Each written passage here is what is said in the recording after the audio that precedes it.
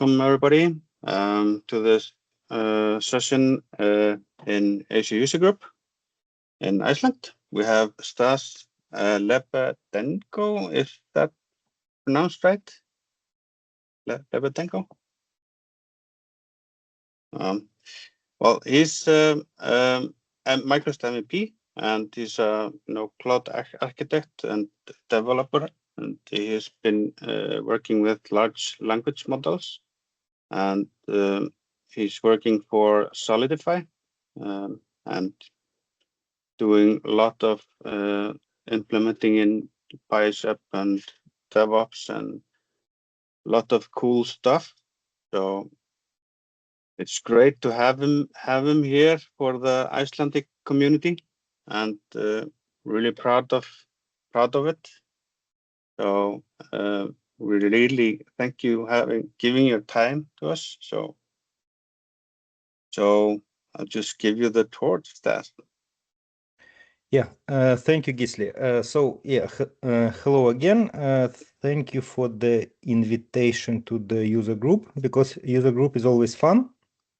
So I'm kind of MVP and so on and so forth, working as a cloud architect. But the thing is, I'm kind of working in quite different scenarios and different positions. So like 1 month I will be writing infrastructure as code with Bicep, then I will write an infrastructure as code with Pulumi and C#. Then I will be auditing application, then I will building pilot applications. And living in this role, it actually brings a lot of benefits and a lot of fun and not so fun situations, like solving issues in production for some companies, or jumping for the several weeks to just help with particular assignment. And with this being said, small agenda. So I will talk about bigger pictures, what is going on with LLM applications, then about model challenges, evaluation, retrieval augmented generation,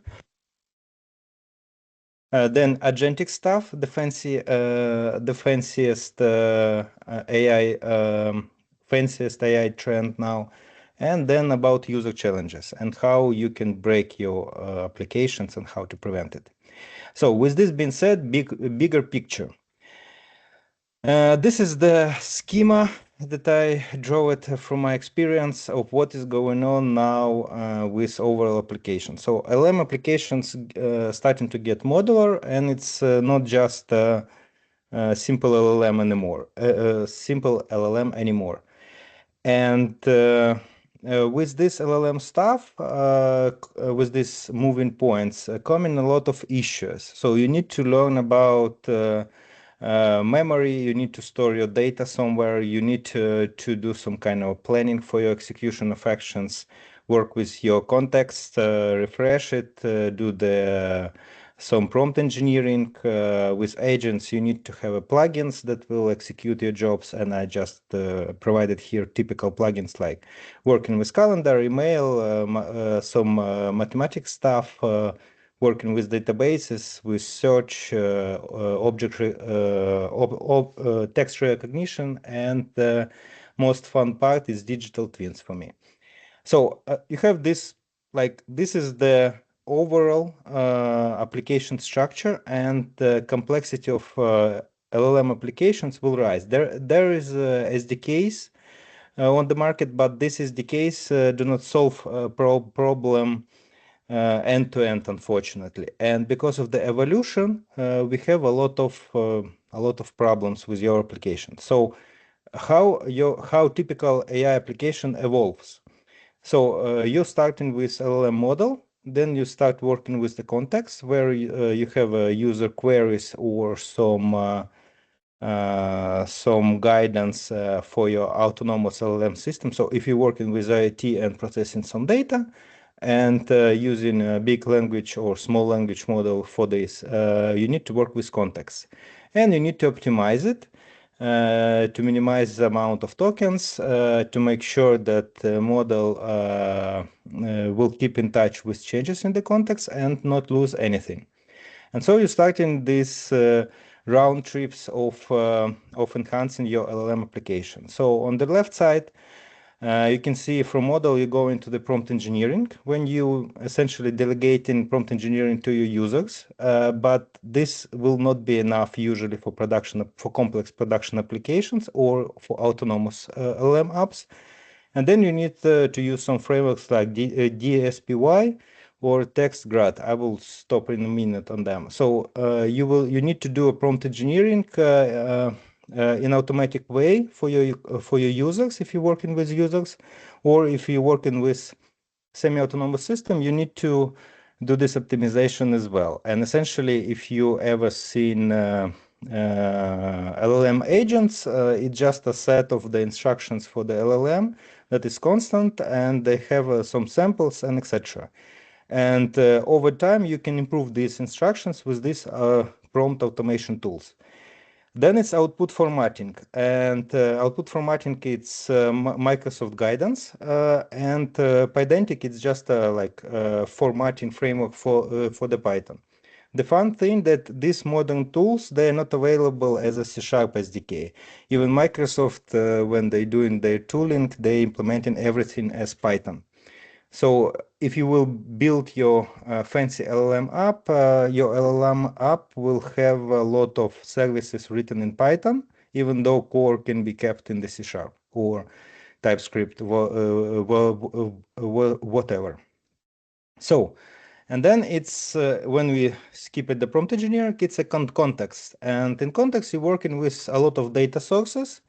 And it's usual, typically stuff. You need to search some data from data sources, and you need to work with queries. So you're encoding your data, and then you getting everyone starting with naive RAG. So you just dropping the documents to the pipeline.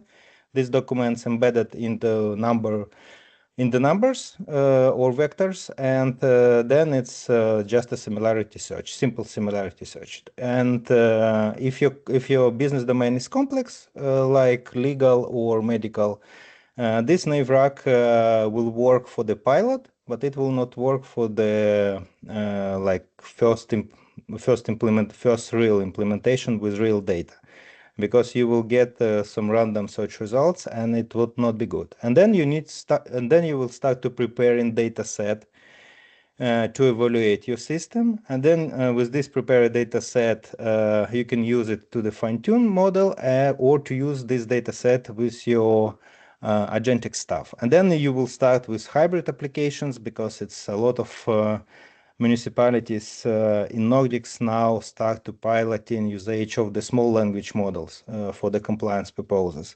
And these small language models, they need to use all these tools to make it at least somewhat comparable to the large language models in the cloud. And I forgot to mention, slides of this talk have QR codes. QR codes usually lead to the particular names of the tools that I mentioned on the slide. So for example, it will be here QR codes, it's for DSPI, for the TextGrad, for the MS guidance, and Pydantic. Sorry. And we move into the deprecation cycle. So and there are a lot of already dead AI applications in production, and it's fun part. So this is, for example, on December 9th, Microsoft announced that there will be a new planners for the agentic workloads, and it was exciting, and it was announcement on Ignite. And then it's like this August, if you open documentation on Microsoft Learn, you will see that all these planners will be deprecated, and you should not use them, and you should use just the plugins for your models. So this is specific agentic stuff, but you should expect the quick deprecation of tools with your development. So tools that you use it like now, it might be deprecated or outdated or left for dead in 6 months or 9 months. So model challenges. So the first challenge here is need for prompt engineering, and we all using GitHub Copilot and ChatGPT. for our daily development task. But if you develop an application that it will be interacting with user, you need to do some kind of a prompt engineering training, or at least understand basics of the challenge, because people will try to use a very simplistic approach, and they will use the simplistic approach for solving their problems. So it's like if they need some quarterly report, people will just type in, I need quarterly report for finances, and this is it. But your company can have like 10 departments in different regions, and as a result, people can get results from different region and unexpected values.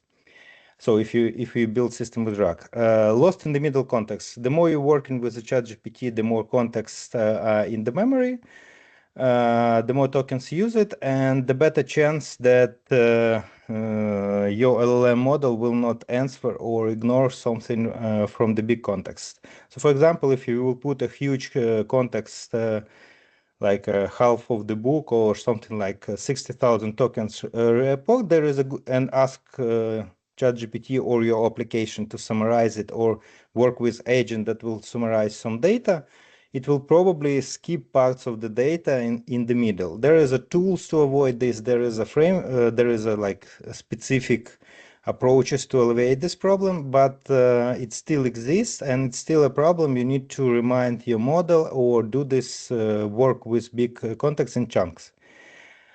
Then it's model updates. So it's we have in each 6 months we have a new model, and if you rely on the particular ChatGPT model or particular version of this model, because on Azure OpenAI you will have a lot of models and a lot of versions, you can get situation when your application, especially if it's autonomous application. So if you're working with some processing of IoT and you have a description of what LLM should do with the data, and then suddenly you updated your LLM and you don't have any unit tests or integration tests for this to keep track on how LLM behaves, you can get unexpected results. And this is something I had some fun with one pilot application that is processed sensor data with this stuff. Then it's a hard choice between choosing in-house or public LLMs. So no one trusts in public LLMs and no one trusts in public ChatGPTs. Microsoft have all the data documents, all the stuff about we're not collecting your data and so on and so forth. But people still, I've seen several companies already. They have internal chats and etc. But they have a filter and an announcement in the chat that you should not put any sensitive information in this chat, even though it's internal, it's network protected, but it's using a big language model from one of the big vendors, and you should not share private data. And if you will share some PI, personal identifiable data in the chat, or will try to get some reasoning, you will get a warning, and your actions are recorded, and you should not share this with LLM. So people trying to host in-house models, and this is something especially important in the government and healthcare agencies. So ChatGPT O1 is super cool, but you will not get a chance to use it in particular areas. Because of it's not because it's not safe, it's just because people still don't trust public cloud. Then there is the jailbreaks. So with jailbreaks, it's a fun part. There is AI safety and so on and so forth. But with these AI safety tools and etc., it's usually working for the specific most common scenarios. So for example, AI content safety mostly working good with top 20 languages used in the world, but if you will use some exotic language, you can probably bypass content safety. And a lot of people like external attackers and etc., who can get access to your application, also know about this. And you can Google more about this stuff, but it's a real deal, and there's like constant vulnerabilities posted for different models, and there are even models that can be jailbreaked quite fast, especially if it's a small language model or medium size. Then it's this prompt autopilot tools. They will get even more popular soon, and because of this, you will get hacks for these specific tools. So it's like DSPY. It's a framework that do not only prompt autopilot and piloting, but it can be a wrapper for your application. But it's just a kind of my knowledge that people will try to use these frameworks as a gateway to your application. So you should be very careful, especially with applications that is on the autopilot. Application on autopilot, it's like processing of EDI, electronic document interchange invoices. So it's like autonomous application that is working somewhere inside your company, and you like kind of feel safe because these documents coming from the pre-approved legal organizations, and everything is good and safe. But these documents can actually contain malicious instructions and code for your LLM app, and if you have agentic flows like with sending emails and etc., your system can be breached. And creating a new company, joining the EDI exchange and sending you a fake invoice, it's not that complicated really in any country. And if someone will be interested in your data, in your company data, they will find a way to register company or hack through another company and send you invoice or some legal documents to try to work with your LLM app. So bias, hallucinations, and false positives, it's typical stuff. I worked with one of the startups that doing this architecture as code, and they allowing to it's many tooling allowing now to generate diagrams and to store them as code and then visualize.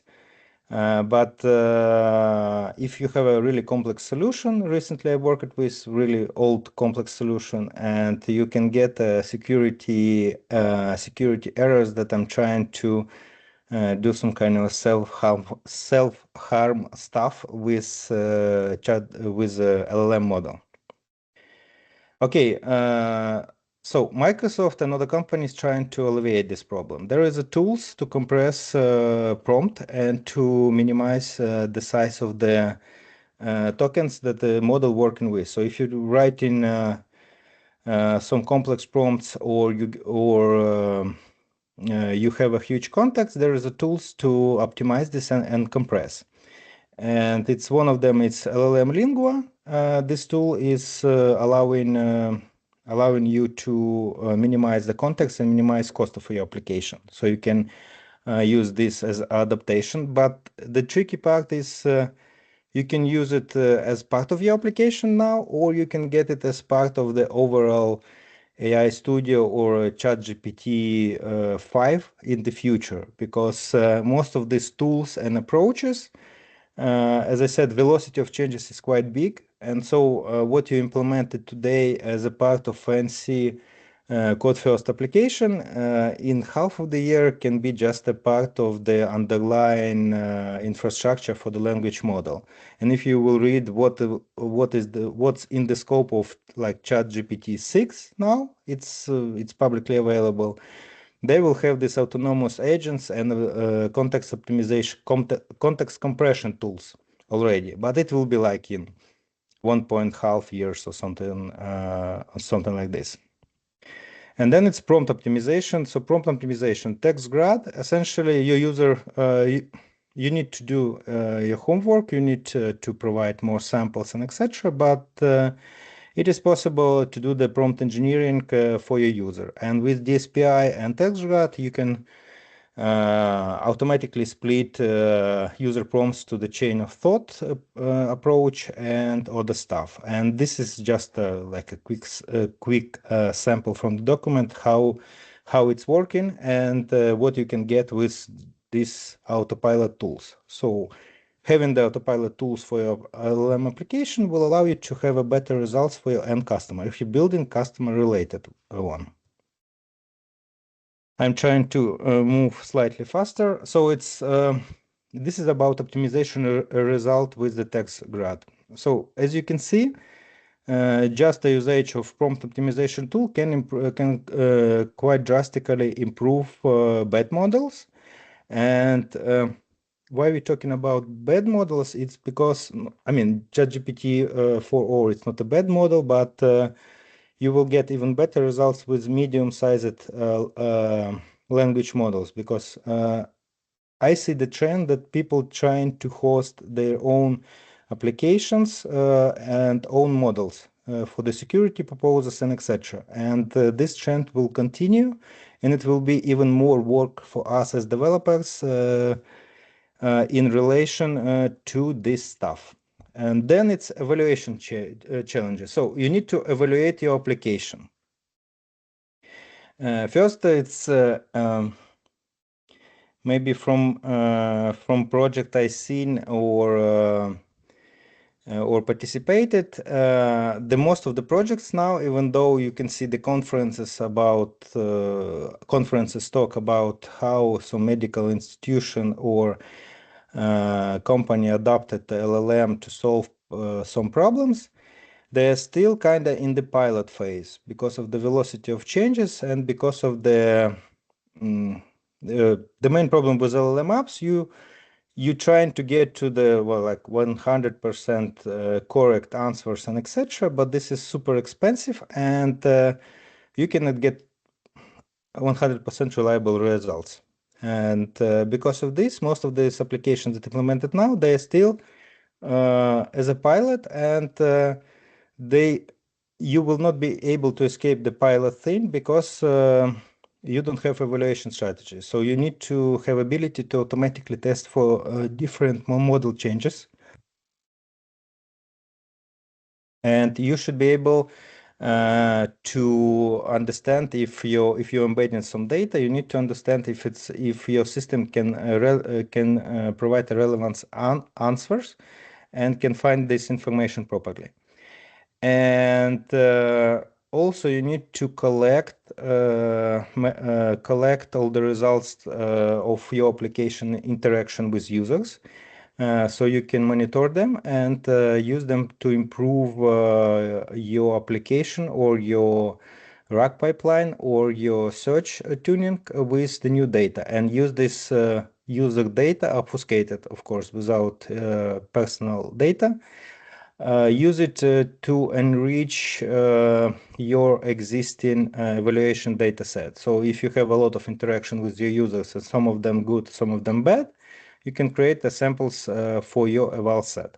And I will show in a minute a demo with evaluation, set generation, and checking of your application. So there is a lot of frameworks to do this in automatic way. So most of the applications and most of the developers now using automatic tools, because it turns out that humans also not very good evaluators, and having a huge evaluation set generated with LLM application, it's actually good for this quite specific cases. So if you have a specific case like chatbot for the support, or some kind of there is a lot of LM apps now in clinics to help with management, to help with distributing stuff inside. And if you have specific cases, you can have this specific data set generated, checked by people, and then it can be used to test the application, so it will be stable over the course of time. And also there is no performance metric. So if your application will, if it's user oriented and you aiming to get a response from LLM app, it can be 10 seconds, it can be 2 minutes. And while waiting a bit is not a problem, there's usually no non-functional requirements for this. And also no calculation of the cost. Tokens cost money, and hosting of your applications also cost money. And usually this is not calculated upfront. And what I've seen, it's when application adapted into like from the MVP to the pilot one, people get surprises if 100 people start to use this medical helper.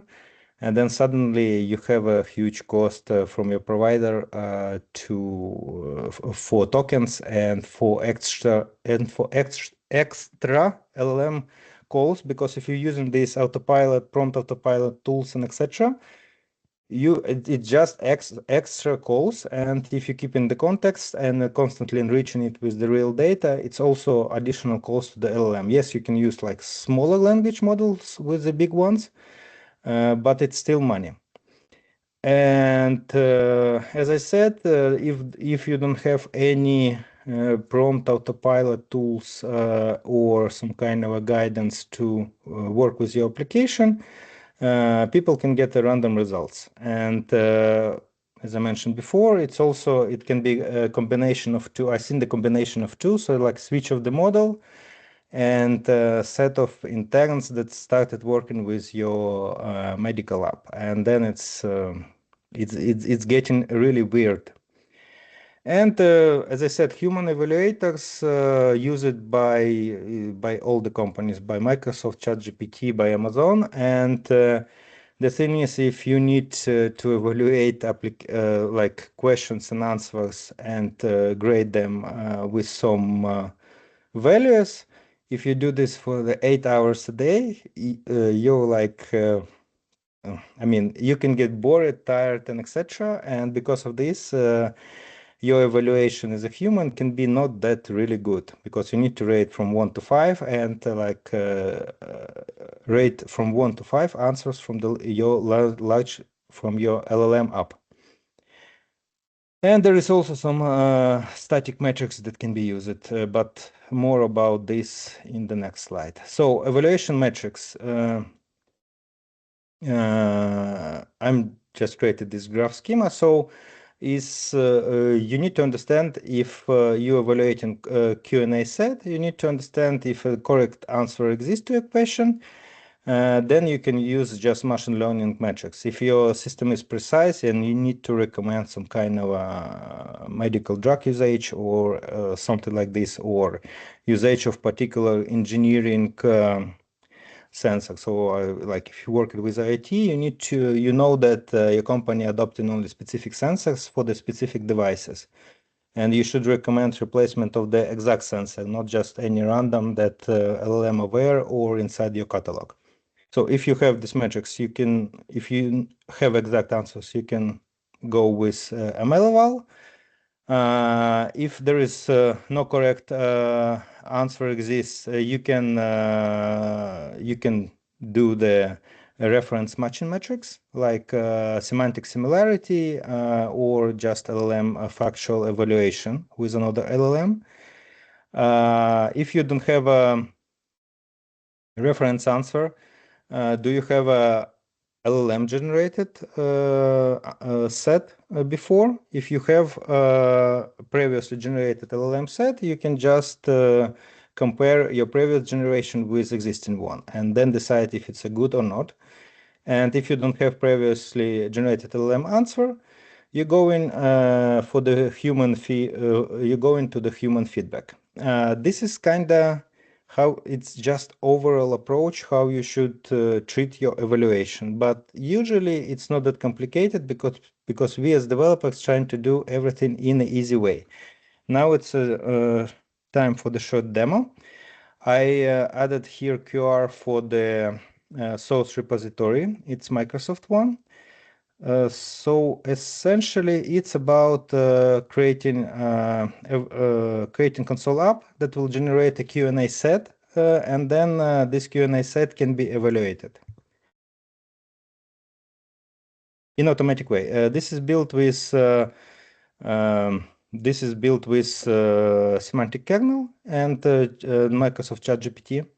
And as you can see, any kind of evaluation guidance and set that we have, it's just about having the good prompt for the LLM, so LLM can evaluate answer for the particular question, and it's just a template. As I said, you can play with this by yourself. It's really fun. So all the like agents and all the fancy LLM tools is just a set of prompts that you can use for your execution. And here I just build the application and done .NET Run. And then I selected generate. I can pause this. So generate QI association to the topic. Topic is pre-selected in the. It can be pre-selected as a part of the prompt, or you can just type in your topic here. I'm using this demo for Microsoft Fabric, and I asked it application to generate a 5 Q&A samples with topic about Microsoft Service Fabric offering. It was fast because it's a 5 examples. If it will be like at least 200 what is recommended by anyone, it will take around 15 minutes maybe, or even more. Then you just can have a look at this question and answer. And afterwards, you can, with this console application, you can just run a eval with this generated set. Let me quickly move this forward. So this eval set is saved to the file, and then you just the path is predefined in the solution, and file is referenced, so it will be included in the bin folder. And as you can see, it's like a test output for these metrics: coherence, groundness, relevance, and also length of the answer. So it all the questions will be asked again to the ChatGPT, but answers would be new one. And these new answers will be compared with the previous one that you have in the file as a reference. And this way you can evaluate your set. But just let me quickly bring back groundness. It means that I haven't used any rug here. And so it's a red one because there is no groundness and no reference to the particular file to use it. Okay, and so it's something that you can do with the console app, and you can write this console app even for yourself. And if you doing something like in-house development, it's relatively easy to generate these Q&A sets and do the automatic evaluation. And if I will move forward, the next one, it's about we all kind of as developers, no one will be running the console app, and no one will. I mean, you can run console app for the generation of like 500 Q&A pairs, and try to evaluate them to the console if if they are relevant or not, or different enough, because you should do this for different how to say it correctly, for different domain knowledge parts. So like if you're building something with IoT, you should use different like sensors for you should have a Q&A set for the heating, and you should have a Q&A setting for the electricity, for example. And it should be several sets of Q&As, and the more Q&A pairs you have for evaluation, the better your application will be. But what would you do with this information? So for critical parts of your application, you can just put them on auto evaluation, and you can create unit tests for your application and for your Q&A pairs. Obviously not for like several thousands of them, because this unit test is still LLM calls to the API. But for critical parts, or if you're doing something on medical devices, or like for no one will do LLM up for the nuclear power station, but I mean, you can do something for the car service and etc. And if you do something for the car service, you need to make sure that answers would be for the particular brand and from particular groundness in the database. And so you can write unit tests and just do typical stuff like asserts like you do, and use these same metrics as was generated and tested in the previous demo. So it's same coherence, its groundness, and so on and so forth. So if you want to build your LLM app, try to start with evaluation set and at least unit tests as soon as possible, because this will remove a lot of hassle and a lot of problems with experimenting with different models. Because as I said, working with different models, it's money. And if you can get good results with prompt autopilot tools, or any automation, or any fine-tuned models with your specific domain area, it's better to go with something smaller and cheaper, because it will be faster, it will be less money, and you can make your client happy faster. But obviously, always prototype with the most powerful and most complete model available on the market, which is ChatGPT at the moment, or 1 or 4.0. So I would not stay on this very long. You can fetch the repository and connect to your ChatGPT instance and just run these evals. But essentially, it's we're getting the bits and pieces moving as developers in the way we used to work always. So I'm actually doing the unit tests, and not too many of them because it's API calls, but still it's valuable feedback that is available for you constantly, and you don't need to do any experimentation on the Azure AI Studio and etc. So I will move forward with this. RAG challenges, retrieval augmented generation. So you just search in your data, and on the right side, it's just how it looks for most of the pilot applications. So you just get your structured and unstructured data, split it in chunks, embed into the vector model. Then you have some query in the chat from the user. This query also embedded as vector, and then it's similarity search, and this is it. But the problem is people want usually fancy solutions, or like not fancy, let me rephrase this, it's not fancy, it's solutions that is universal. And we as developers know the thing, principle Yagni, you ain't gonna need this.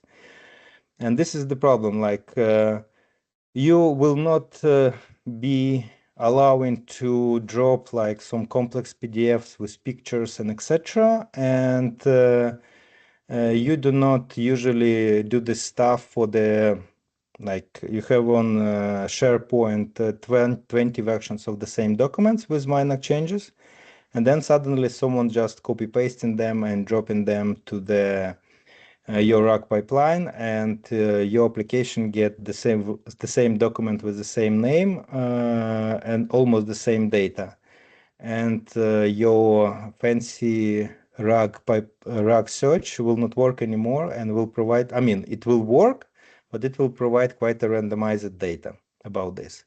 And yes, LLM can reason about this and say that it found several documents with almost the same data or controversial data, but this will not happen for all the cases, and so you will not get away with the simple RAG, unfortunately. So like you upload 1 or 2 documents and this will work.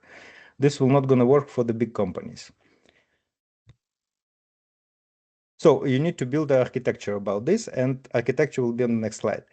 So you need to filter and prepare your data set. As I mentioned before, for your data set, you should be aware what kind of documents and what kind of sensitive information is there. Because I seen already fun situations when documents was ingested from the storage account, and some of these documents contain like information about company bonuses for the top tier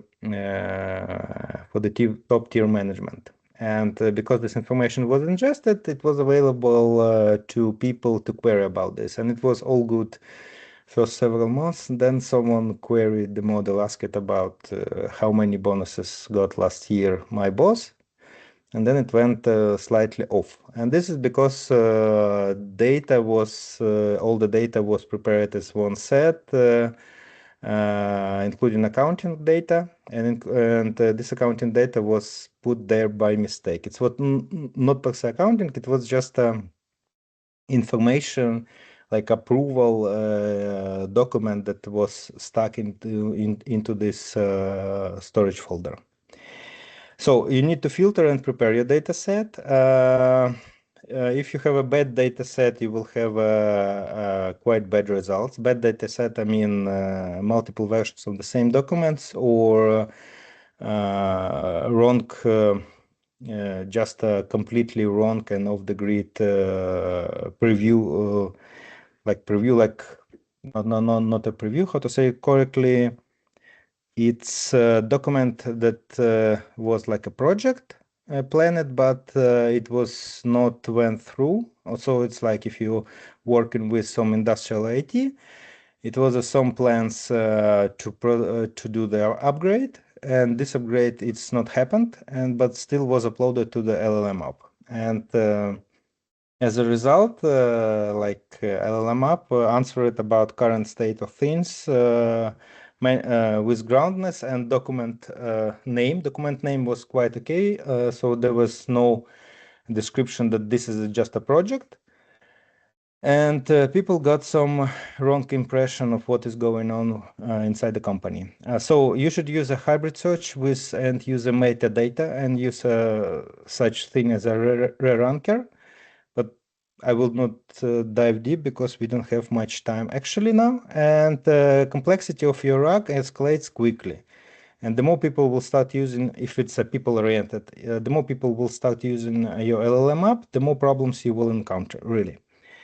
And now it's kind of still, now it's, as I mentioned, everything evolving quite quickly. So it's a bit of paradigm shift from just the RAG pipelines to the RAG agents that work with different parts of RAG, and I will tell you more about this. And yeah, there is a dilemma of fine-tuning the small language model versus just using RAG pipelines and work with a big language model. What is more optimized? Fine-tuning, it's better from my perspective, but the tricky part is you cannot escape the RAG, and you still need to embed the fresh data into your LLM application, especially if it's some kind of a typical stuff that everyone doing this now. It's enterprise chat. So design consideration. Actually, Microsoft helping us a lot always, and this is the slide from this Microsoft page. I have a QR. So how you should prepare for your RAG? There is a exact documentation that you need to clean your data or clean your chunks. You need to do optimizations. You need to have configuration of index search both in your application and in your RAG pipeline, and you need to experiment with a lot of things. And do you need a re-ranking? Maybe yes, maybe no. So this is the QR code. Please use Microsoft documentation. Microsoft helping us with everything. And RAG is not that simple, unfortunately. It's much more complicated challenge. And this is usually RAG is usually main obstacle between MVP project and having it as a pilot with the real data. So how RAG evolves in your application? Actually, on the left side is cheap, easy, and low latency. On the right side is expensive, complex, and high latency. So on the left side, you can experiment with chunk sizes. I will show it in the quick demo in a minute. You can do the smart chunking like by paragraphs, or if it's a legal document and context should be in place, it can be even by pages or several pages. It's dependent on your embedding model, but this is kind of you will figure out. You can do the hybrid search, you can do the metadata filters. So when you do this RAG, you're just embedding your text as numbers inside the graph-like structure. And inside these nodes, you can have this semantic description of what is going on inside this node. And this can help you to actually even add some kind of a custom authentication authorization, because you can keep some AD group names even in this metadata filters. Then it's more advanced recursive retrieval, embedded table, small to big retrieval. If you will just Google any of these points, it will show you what is going on in details. And then it's routing, query planning, multi-document agents, and fine-tuning and LLM fine-tuning. But actually now everything moving to this, it's not even agents, it's just like plugins to work with particular type of the data, with particular formatting and particular stuff. So you need to test also your RAG retrieval. And yes, you can do this with just this Q&A set and coherence. And if you have any groundness, then it will be 5. But this groundness can be misleading, and this groundness can be quite off. So you need for the proper production application, you need to measure RAG retrieval in isolation, not with overall your application, like a Q&A set. If you have resources to do this, obviously, because I seen this only once in my life when people testing RAG separately. It's usually just eval sets, and this is it. And if it's working or not, evaluation in general. But this is like a industry recommendation to have a RAG eval a separate thing, and you need to validate chunks for the specific query, and you should test all the data set, and you should retest each time you change the data set. So with vectors, as you know, you're not updating any vectors in the vector database, you're just creating the new one. And if you created a new one with different documents and etc., you need to run your test again in automated way, hopefully, to understand if your retrieval results with your specific configuration of like Azure Search Query and etc. would be correct one. And I'm using Azure Search and Azure AI Search and semantic kernel for the RAG, and it can be quite different outputs there. So this is just about metrics, a reference slide. Going forward, advanced RAG small to big, we run out of time always. So small to big, how it's working. You first finding the sentence in the vector, and then you referencing the bigger chunk around this sentence. So essentially, when you doing this, when you're doing your RAG embeddings, first level it's just like smaller. It's your retrieval will find a smaller sentence, and then your user automatically will get a bigger part of the paragraph to have a bigger context around this. This is not needed for most of the applications, and this is something that usually people do in the complex areas like legal, because in legal, if you will find just small sentence or part of the document without bigger context, even though you will return the link to document, it will not be good enough. And also, this particular sentence might not be found at all because of your strategy for embedding chunks and working with them. So this is one of the optimization approaches. And what I said about configuration for the RAG search is just part of the code from my project. And as you can see, it's quite configurable. And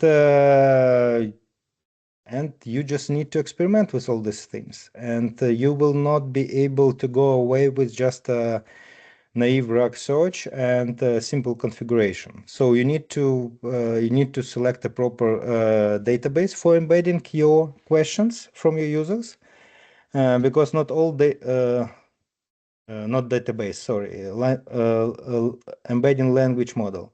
So not all embedding language model created equal, and some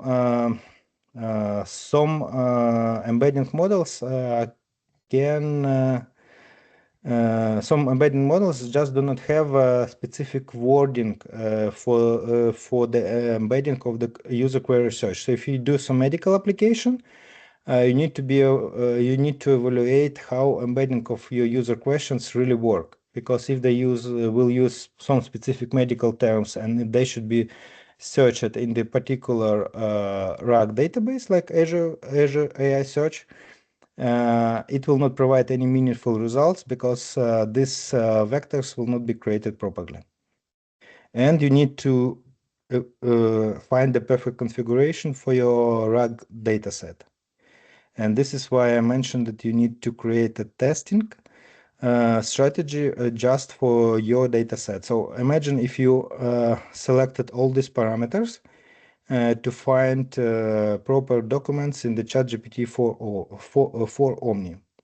But then you switch in to this some other model like Llama or maybe stronger or a weaker model, and then you will have then you can have a different results just in this part, but they can be slightly different. And with overall level of your app, you will not be able to detect this. And this is the fun part about chunking strategies and etc. So this is a reference to the Greg repo and Greg application. This is his application. It's a website, and it's actually fun stuff to experiment with embedding of your data. So I just using this. Use it here also Microsoft Fabric data, and here he have a this this chunking approach from the it's sorry, I just need to sip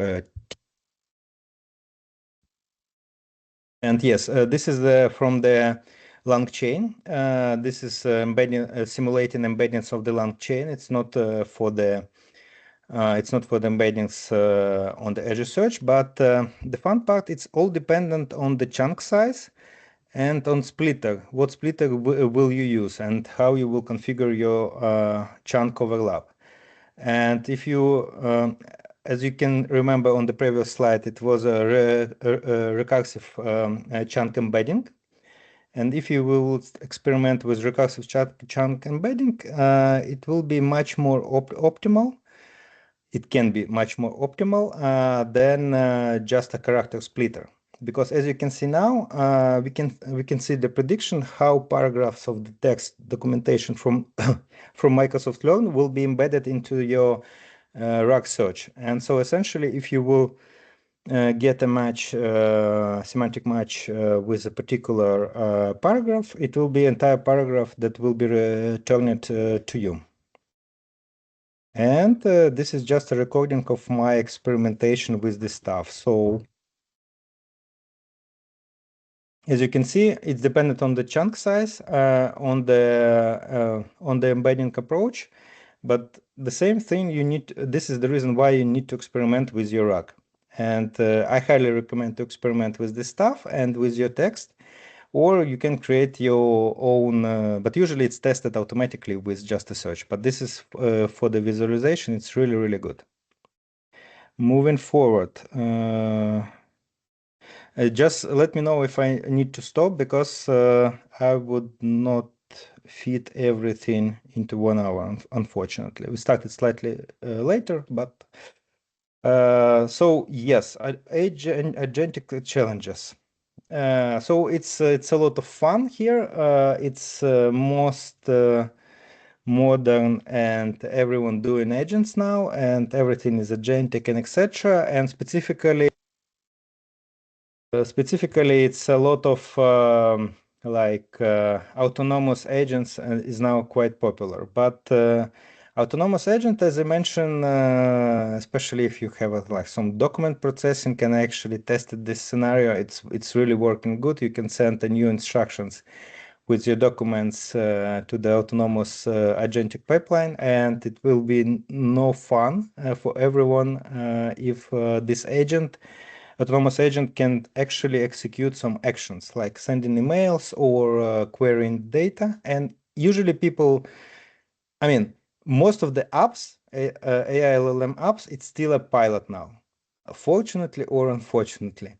And even if some of them in production, it's still kind of, they have a, like, how to say, shaky results.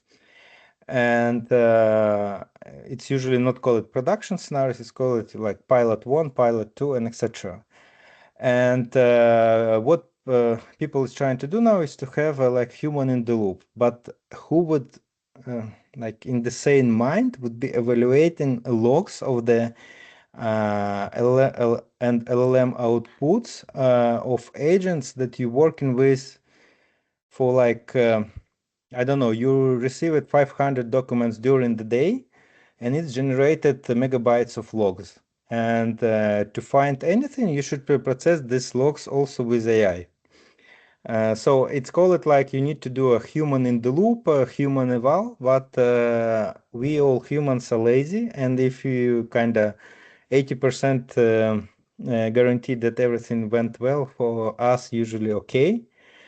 And the common pattern now is that human in the loop is needed for any autonomous system, but these humans like tend to be lazy, and they see like logs or alerts, just do the quick investigation, checking if everything is kinda maybe okay for you, and people put in okay that everything is working fine.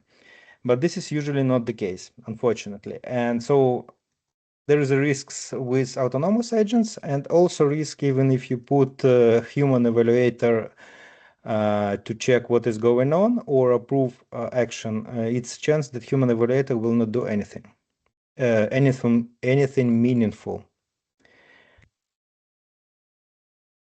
So another stuff, it's autonomous agents that can decide to execute actions on their own. So before we have before we have ETL pipelines, but now we have like autonomous agentic stuff that is working by miracle. And it's probably sometimes it's working and sometimes it's not. If you're working with if you work it with Azure Durable Functions and the state machine there that is constantly polling if something is happening, and if you've been at early stages of this of the durable functions, then you probably can recall like situations when execution never finished. So some of the executions just stuck and nothing happens. The same goes actually now with agentic stuff. These planners that Microsoft kind of deprecated now, these planners are part of the agentic frameworks, and people thought that it's a good way to go, but the deprecation from the Microsoft of these planners was because that it's easier for you to just write particular calls with code and wait for them if needed, then let LLM decide if your code executed or not, if results is okay, and etc. But I will talk in a minute in more details. So this was about circular patterns, complexity. The more you build in, the more time passes as we're working with apps, the more SDKs frameworks appears. You need to kind of train people who would be evaluating your app or who will be working with your app, because you still kind of maybe these prompt autopilot tools will solve some of the problems, but you still need to kind of emphasize that you should not put any private data, any offensive stuff, or do not ask about the bonuses of the company management. And another problem, it's actually it's very good attack vector. It's calling external plugins and sources. Complicated observability and charge. So observability is collected. It's not a problem. Open telemetry, and this is it. And then you need to have some kind of AI tool to monitor these logs, because they will be huge. And it's easy to search logs if you have like exception in production with some model, but here you need to evaluate this for the jailbreaks and other stuff. And some of the jailbreaks, LLM will notify you. There is a good tooling from Azure in terms of the governance and protection from the jailbreaks. But if it's a new jailbreak or something fancy, you will it might not detect. And there are even specialized tools out there that bad people are using for this kind of situations, unfortunately. And yeah, long running tasks. So if you have a huge context and you will have a distributed calls that you can wait for minutes, there is a chance that your initial goal will be forgotten. And this is why you need these strategies to remind model of what is going on and what kind of output you should expect. And this is why there is a tools like a Microsoft Guidance that I mentioned on the first slides. And it's also can be run plugin execution order and so on and so forth. So it can be a lot of fun. One word about agentic pipelines. Agentic pipelines. So on the left side, it's fancy, it's modern, it's how you can make more money as a developer. On the right side, it's boring, old, and not interesting. But essentially, some of the strategy that people actually using now, you can use this agentic flows, autonomous, semi-autonomous agentic flows to find a business case. So for example, you have some like data transformation or respond to the particular IT events, but you don't really know what people want to do or what they should do. And so if you will put a pilot of this autonomous agentic app and collect the results, what's actually been executed, and if people was happy with overall execution, then you can just create a boring ETL pipelines out of these scenarios. Because like this agentic stuff, it's working, but it's not always working, unfortunately. And frameworks will improve this, and you can have auto-improving agents and etc. But you will not get like 100% result like with classic ETL transformation or with just simple durable function orchestration. So it's usually evaluation of these autonomous agents to find the more business cases for automation, and then it's implementation of code first stuff. And yeah, you're doing the code first stuff also with AI. So it's kind of, you just using AI to write more code with AI to have a application that will be 100% covered with unit tests and integration testing, and you can predict the results and output of this. And there is not really much situations in life when you should have a like complex transformation and complex scenarios. There are, but it's not many. So with multi-document RAG and agents, it's usually like this. You have a multi-document agent that is working with different type of documents, processing or retrieving these documents for the work in your LLM app. But people doing now separations on the project in terms of you can have audit agent, legal agent, and accounting, and you will have a strict instructions in each agent that legal agent should not access, should not calculate any numbers or do some company budget predictions, and accounting agents working with particular plugins and particular data. And only legal and accounting can search data in the particular vector, in the particular vectors or even particular database. So it's like auditors cannot access financial data for the current or previous year. It's only this year -2, something like this. And user challenges. So yeah, with user challenges, it's usually a lot of fun also.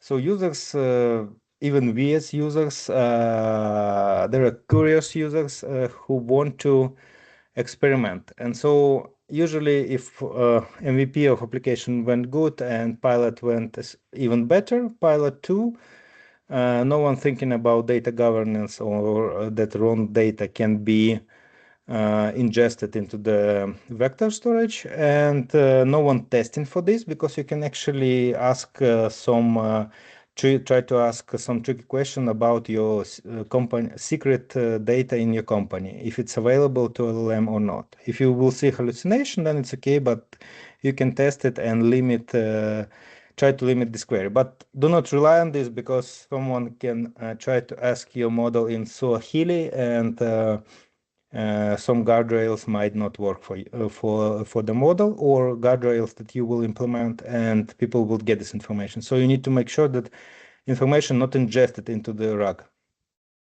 I mean, information that is private or sensitive for all users. And intentional data poisoning, yeah, it's also a fun case. I cannot share a lot of details, but people understand, like after a while, people start to understand what's going on with the data ingestion, and they get in the references for the documents and etc.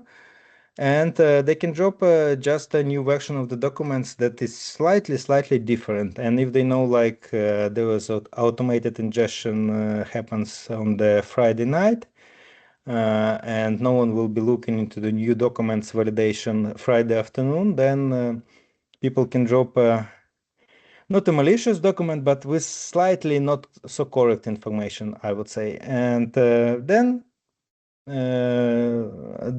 you will get into your searches on Monday this slightly incorrect and grounded information. It might be catched, it might be not, but please be sure that people in huge enterprises are smart enough to do this. So, as I said, exotic language instructions, regex, retrieval capability of your application, like what it can retrieve, what kind of data storage connected there. It was actually a lot of fun scenarios we tested with natural language queries to the SQL databases. So you just pass in the prompt, and then agent figuring out with DDL schema what kind of tables should be pulled, and then it's just querying the data. And your retrieval capability of different databases with structured or unstructured information can be actually dangerous as well. The same risks as with documents poisoning. In invisible text instructions in document and images, it's a lot of fun. It's what people unfortunately now using actively to send to the if they are sending their CVs and etc. And because like even if HR don't have a AI system to process all this stuff, they usually have a chat GPT to drop the document and get the results from there. And you can, it's one of the known fun parts. And there it's also social engineering. But we out of time. Let me quickly There is a chat. Okay, I will finish up in a minute and will answer the chat. So poison a truck, it's a quick sample. You can then use QR code and you can just see the output. But so you actually like it can be poisoned truck or it can be poisoned model itself, because now, especially for the small and medium language models, unfortunately there are already experiments with this stuff, and yes, model can behave like it's one of the attack vectors on your application. So, for example, if you do the talk that municipality in Iceland using Llama 7B for the like heat management, energy management, the next time it will be time to update your model, someone can drop a updated version on the LangChain side, or not necessarily not the LangChain side, but any place where this model can be fetched, even on the creators of the model. So just yes. So and also typical stuff now, people can drop also images because it's multimodal, and you can receive invoice with the company logo that will have some extra instructions for the processing of this invoice. And there is also quite a good attack case with for agentics, for autonomous agents. Now we're sending emails with some credentials from your company or with description of architecture of your application. So yeah, just the defense layers, quickly security models, LLM-based detections, because no one will be reading logs. You need to use CM tools like Microsoft Sentinel and etc. that is using AI. And there is some specific frameworks now like LLM Guard, Rebuff AI. It's kind of dead now. It was a thing about a year ago. It's about changes of the application, and yeah, and for your applications, I mean, it's super good. Autonomous agents is really good in surfacing the cases when you don't have a natural automation in your like enterprise or some industry business cases, because from them you can create a code first application that will be reliable, stable, and will cover these cases, and this will unlock more benefits. And low risk scenarios. Obviously, no one will be using in near future LLM apps to manage nuclear plants or some kind of autonomous docking procedures. Something will, I mean, industry will be affected, but it's still kind of a lot of back and forth, because as I mentioned, even with human in the loop, human tend to be lazy. And if you know that like 95% times your LLM app is correct about some complex scenarios, then you will probably be trusting it not to deep dive into the details. Risk landscape, also QR, also reference. So it's automated systems. It's one of the primary targets now, actually. I mean, and developers probably, and users, it's more or less protected from my perspective with this responsible AI stuff.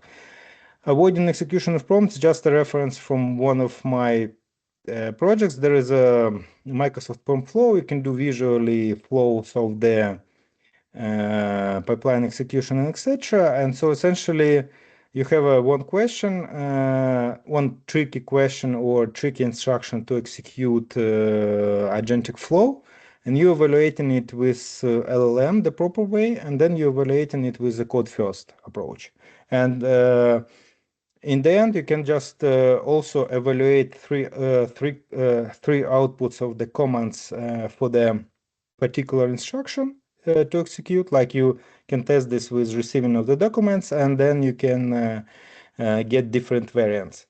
And if you will get some violation from your custom Python code here, you can be sure that something is fishy going on with LLM app. And usually this was one of the scenarios that I use it for detection of the issues. Final words and okay, sorry, it's wrong final words, unfortunately. But one word about Microsoft Fabric. Microsoft Fabric uses Microsoft Graph. And so if you have this LLM RAG and etc., it's evaluated 2 times. First time when you asking the query in RAG, it's evaluated against Microsoft Graph. This vector is evaluated if you can ask this question.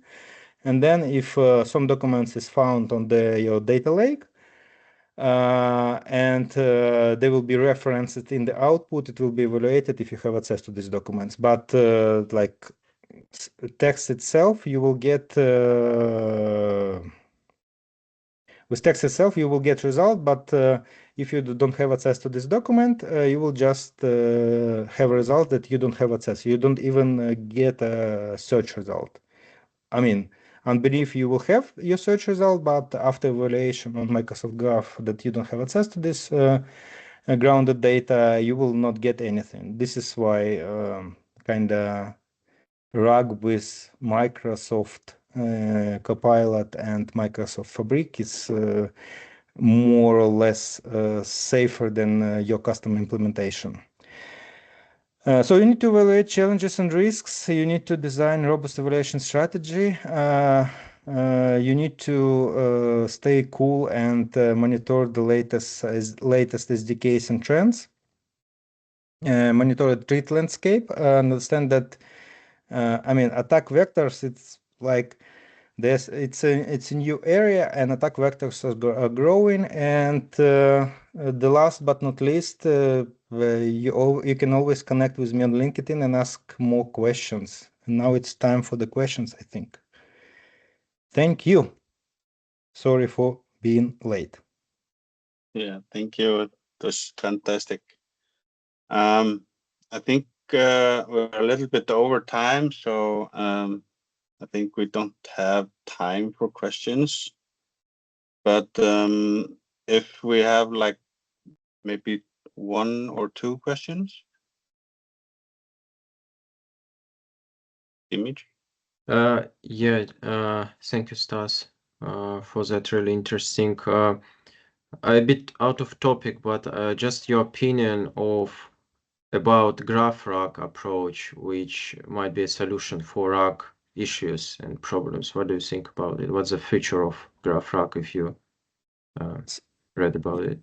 Yeah, so graph RAG is really cool if how to say it? I mean, with RAG implementations, it's and graph RAG specifically. So any RAG implementation is good if you have this how to say it semantic similarity inside your like text or inside the data.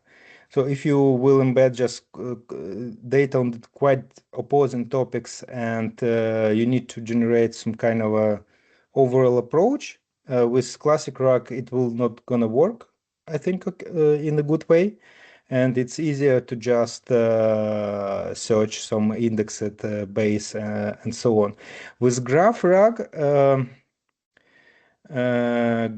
with graph RAG, it's so I haven't seen I think that people are starting to use it or pilot it, but I haven't seen like live prototypes now, because there are several SDKs, including one from Microsoft, and it seems like a cool stuff because you always have most relevant data. So you have better context and better data and better results of your search. So it's less. So for example, like if we take a case of legal documents, you will have all the connected legal documents from any government agency connected together. So you will like your application or your output will be well grounded and can be enriched with neighborhood data. So it's like it's one legal act and several sub-legal entities. I'm not sure which one to choose. I don't want to choose a controversial one, but if it's something about taxation, you will get a main document with overall tax governance in the country, and then you will get all sub-legal acts connected with documents as enrichment. But this is kind of for specific scenarios, and I seen a good realization of this kind of tools already without GraphRag. This is the interesting point. But GraphRag it's like with any tool. I think it's good for complex puzzled data. So it's like something that you cannot figure it out. And I seen a good demo of the GraphRag with Microsoft Cosmos DB and Gremlin API, I think. So if you will not Google, YouTube it, Microsoft GraphRag